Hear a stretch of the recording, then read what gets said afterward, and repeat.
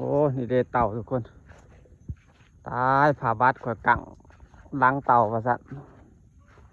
ปิวนี้เบิดตายมันแม่นรู้เลยบอกฮะอ๋อฝนเสาะเปียกเบิดทุกคนอ๋อโทษตา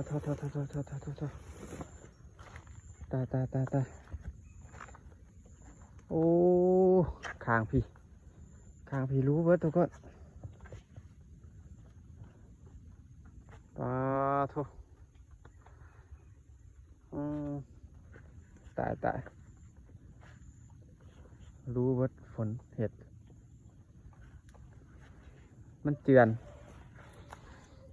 มันเกิดไฟขึ้นนะบ่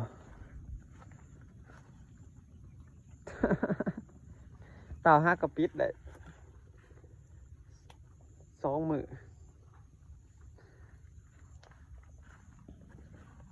อ่ะบ่ได้ดอกพอสำเร็จแล้วเนาะสิเปื้อเต่ากินก่อน